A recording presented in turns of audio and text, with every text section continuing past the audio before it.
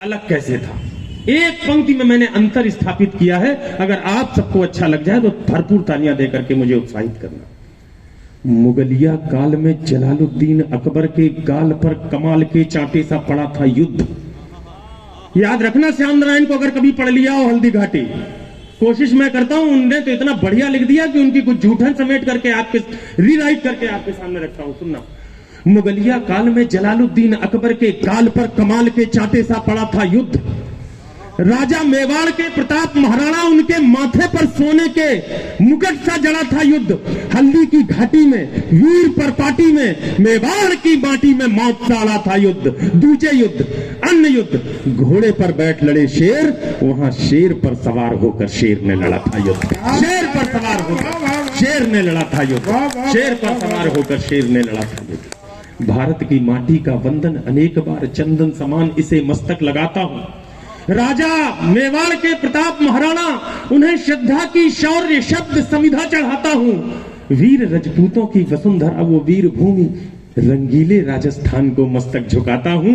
एक तालियों की गूंज से हौसला बढ़ा दो आप, चेतक की टापों की गूंज सुनवाता हूं। क्या बात है। दावा करता हूं कि अगर मन से सुन लिया तो आपको लगेगा कि चेतक यहां से कहीं निकल गया। आंखें बंद करके सुन लेना, तब भी आपको कविता महसूस हो जाएगी। निवेदन करता हूं, सुनना। पानी है बनास का, इस पानी से तुम तन-मन धो लो। इस बहादुरी की धरती बनास एक नदी है जो चित्तौड़ और कुंभलगढ़ में बहती है। उसका पानी पीकर ही राणा प्रताप की शिराओं में वो तेजाब खोला था कि हल्दी घाटी से लेकर के दिबेर की घाटी तक 6 बार परास्त किया था मुगलिया सेना को। निवेदन करता हूं, सुनना। पानी है बनास का, इस पानी से तुम तन-मन धो लो। इस बहादुरी की धरती में तुम पौरुष की फसलें बोलो। तुम वीर पुत्र हो वीरों के, वीरों जैसे निर्भय डोलो। बस एक धर्म है देशभक्ति, तुम इसके अनुयायी हो लो। है प्यार अगर इस धरती से तो फिर दोनों बाजू खोलो। राणा चेतक के साथ साथ भारत माता की जय। कौन थे राणा प्रताप? निवेदन करता हूं, सुनिएगा। जो सूरज के आगे चलता वो उस रथ का अगवैया था। जो नाव डूबती जाती थी वो उसका प्रबल खिवैया था। उस नर नाहर ने मातृभूमि का पूरा कर्ज उतारा था। राणा प्रताप मेवाड़ गगन पर चमका एक सितारा था। ये उदय सिंह राणा का सुत बचपन से ही अभिमानी था। आकाशी विद्युत सा चंचल यह चक्रवात तूफानी था। जो जन्म लिया अंजनी कोख से वीर व्रती हनुमंता ने, वैसे ही सिंह जना था ये श्री बाईजी जयवंता ने। क्या बात है। वाह वाह वाह वाह वाह। नेत्रों में प्रबल प्रभंजन था, माथे पर सूर्य चमकता था। अंतस की आभा से मानो पूरा ही पिंड दमकता था। जो बाल भास्कर भोर प्रहर से प्रतिक्षण बढ़ता जाता है, वैसे ही ये मेवाड़ राज्य का सूरज चढ़ता जाता है। जैसे जैसे भुजदंडों की मछलियां अकड़ती जाती थी, वैसे वैसे मेवाड़ भूमि की चिंता बढ़ती जाती थी। घर में थी फूटन और मुगल के रोज आक्रमण होते थे चंद विभीषण जो खुद ही गद्दारी का विष्ट होते थे। ये एक समय की साजिश थी, ये एक काल की साजिश थी। इस साजिश के साक्षी हो लो। राणा चेतक के साथ साथ भारत माता की जय जय बोल। हल्दी घाटी के युद्ध का दृश्य रखता हूं। अगर आपके सामने कहीं ये लगे कि हां तलवारें चल रही हैं, तीर चल रहे हैं, तो जरा साथ दे देना मेरा। मुगलों के राजा अकबर ने षड्यंत्र रचा, आघाती था, लेकिन प्रताप का तेवर भी तेजाबी था, प्रतिघाती था। अकबर ने राजा मान सिंह को सेनापति बनवाया था। रजपूती सेना के खिलाफ रजपूतों को भड़काया था। रणक्षेत्र बनी हल्दी घाटी, चतुरंग शत्रु अड़ी हुई, उसके विरुद्ध थी राणा की बलिदानी सेना खड़ी हुई। इस बीच युद्ध के शंख बजे, रणढोल बजे, मृदंग बजे, घड़ियाल बजे, घन घनन घनन, जुझारू युद्धक जंग बजे। बज उठी तेग तलवार बजी, मुगदर बरछी करवार बजे, बंदूकों की सहनाई संग, तोपों के मुखर से तार बजे। कोधारी बाजी खन खन, छुरियां झमझम चमचाप बजी, झंझन जनाक जन चंद्रहार, दुश्मन की गर्दन नाप बजी, धनुषों की डोरी धन धन, और तीर बोलते सन सन, घोड़ों की घंटी टन टन, हाथी का घंटा गन गन। अरे सिर कटकर गिर जाते थे, पर लोथें ही अड़ती रहती थी, और कहीं विलक धड़ से होकर बस बाजू लड़ती रहती थी। क्या कहने। वाह वाह वाह। और कहीं विलक धड़ से होकर वर्णन है भाई साहब। बस बाजू लड़ती रहती। और झूठ नहीं बोलेंगे जैन में एक शब्द भी। आप तो सब पढ़े लिखे लोग, इतिहास के जानकार लोग बैठे हो, याद कर लेना। कल्ला राठौर और जयमल राठौर दो नाम राजपूती इतिहास के। एक के पैर में गोली लगी, दूसरे को कंधे पर बिठा करके दोनों योद्धाओं ने एक साथ युद्ध लड़ा। मुगलिया सेना इस सांसत में थी कि ये कौन सा देवता है जो चारों हाथों में तलवार लेकर लड़ रहा है। आज भी राजस्थान जाइए, दोनों के मंदिर मिलते हैं, कल्ला और जयमल राठौर के। उन वीर योद्धाओं को प्रणाम करते हुए कविता निवेदित करता हूं। सिर कटकर गिर जाते थे पर लोथे ही अड़ती रहती थी, और कहीं बिलक धड़ से होकर बस बाजू लड़ती रहती थी। जिसको भगोड़ देता चेतक उसका पख्तर कट जाता था, जिसको भाला घुस जाता था गुब्बारे सब फट जाता था।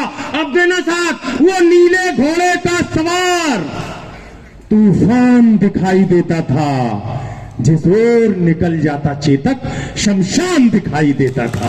जिस ओर निकल जाता चेतक शमशान दिखाई देता था। निवेदित करता हूं, मैंने कहा था कि मैं कोशिश करूंगा कि राजस्थान से चेतक को यहां ला सकूं। शाब्दिक व्यवस्था है, ऐसा संभव नहीं है, लेकिन अगर लग जाए कहीं आंख बंद करके कि हाँ एक छोटा सा कवि उस दृश्य को उपस्थित करने में सफल हो गया, तो चेतक के पैरों की टाप के साथ अपनी तालियों की ताल मिला देना, मुझे लगेगा कि कविता ठीक जगह पढ़ रहा हूं। वो नीले घोड़े का सवार तूफान दिखाई देता था, जिस ओर निकल जाता चेतक शमशान दिखाई देता था। टप टप टपाक टप टप टपाक टप टप टपाक टप टप टपाक टप टप टपाक टप टप टपाक टप टप टपाक टप टप टपाक पटचाप सुनाई देती थी। चेतक दिखता थोड़ी ना था, बस टाप सुनाई देती थी। बस टाप सुनाई देती। बहुत अच्छा सुन रहे हो दोस्तों, प्रणाम करता हूं आपको, बहुत मन से सुन रहे हो, मेरा हौसला बहुत बढ़ा दिया। टाप सुनाई देती थी, चेतक दिखता थोड़ी ना था, बस टाप सुनाई देती थी। उस नीले घोड़े का कौतुक देखो, अपनी आंखें खोलो, राणा चेतक के साथ साथ भारत माता की जय। इस कविता का सबसे तेजस्वी और आग्नेय बंद पढ़ता हूं। मुझे पता नहीं कि कितना साथ मिलेगा, हो सकता है कुछ के मुंह उतर जाए, लेकिन मैं जिस काम के लिए आया हूं करूंगा जरूर। निवेदित करता हूं, सुनना जी। भैरव बन गया त्रिशूल और दोधारी चंडा बन बैठी। सुनिए साहब, युद्ध की कविताएं कैसे लिखी जाती। भैरव बन गया त्रिशूल और दोधारी चंडा बन बैठी, फिर रक्त बीज बन गए मुगल, बरछी चामुंडा बन बैठी। बैरी को तक्षक थे प्रताप, फुंकार बन गया था चेतक कि सूखी घास मुगल सेना, अंगार बन गया था चेतक। ये जी मुगलों की अभिमानी घुड़की पल में पुकार हो जाती थी। डीओ वालों साहब दे देना, डीओ वालों। मुगलों की अभिमानी घुड़की पल में पुकार हो जाती थी, जब तक वो अल्लाह कहते थे तलवार पार हो जाती थी।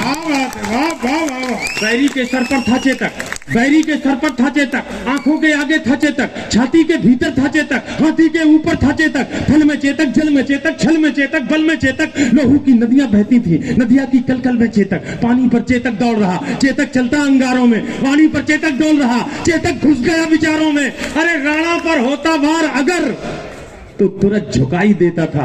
परीक्षण लेना चाहता हूं कि सिर्फ आप पढ़ने वाले ही अच्छे हो कि कविता भी अच्छी लिखते हो। एक पंक्ति पढ़ता हूं, एक पंक्ति का साथ आपसे चाहिए। राणा पर होता वार अगर तो तुरंत झुकाई देता था, यदि यहां डूब जाता चेतक। क्या जिंदाबाद लोग कविता सुन रहे हैं।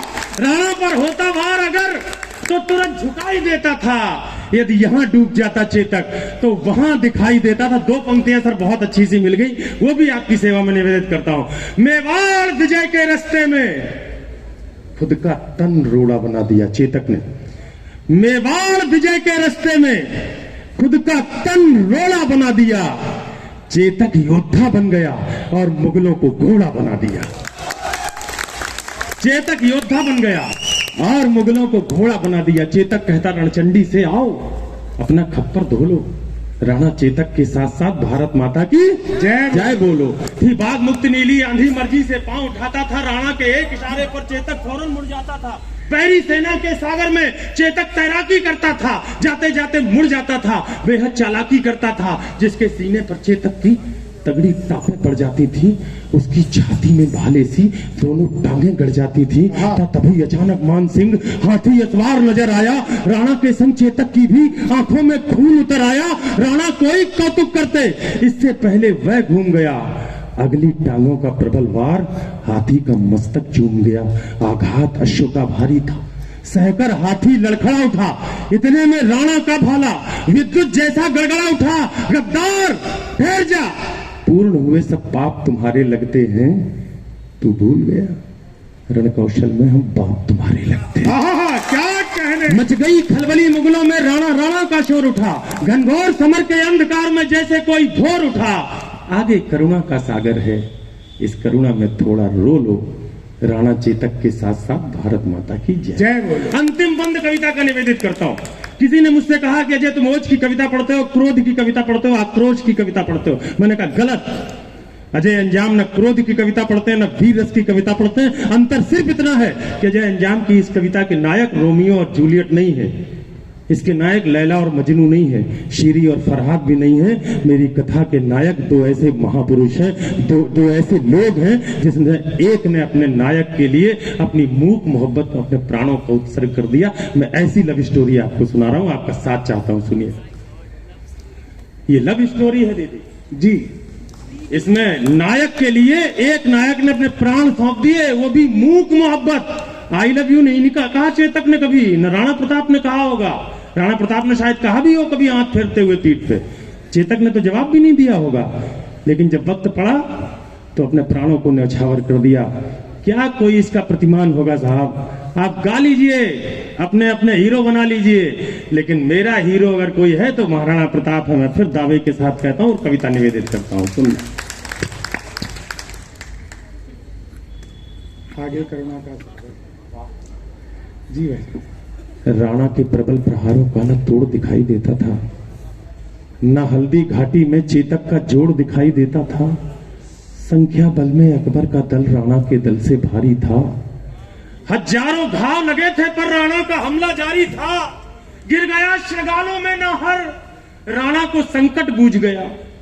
पर एक लिंग का हठी पूत दोधारी लेकर जूझ गया।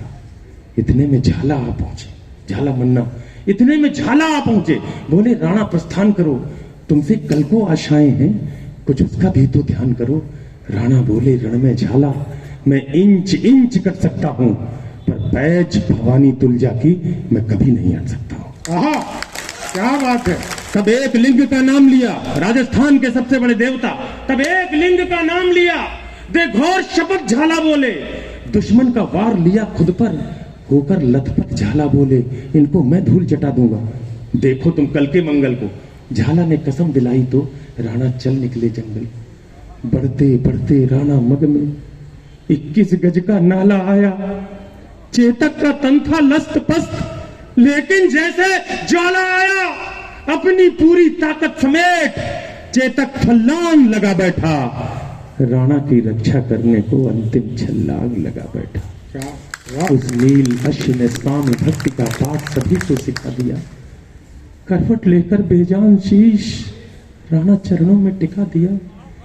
फिर लगा अचानक घोटकने, जैसे अपना मुंह खोला हो। चलते चलते जैसे शहीद चेतक ने बस ये बोला हो, मालिक मालिक मालिक, मेवाड़ घराने का मैं कर्ज चुका कर जाता हूं, माथा सहलाकर विदा करो, मैं फर्ज निभा कर जाता हूं।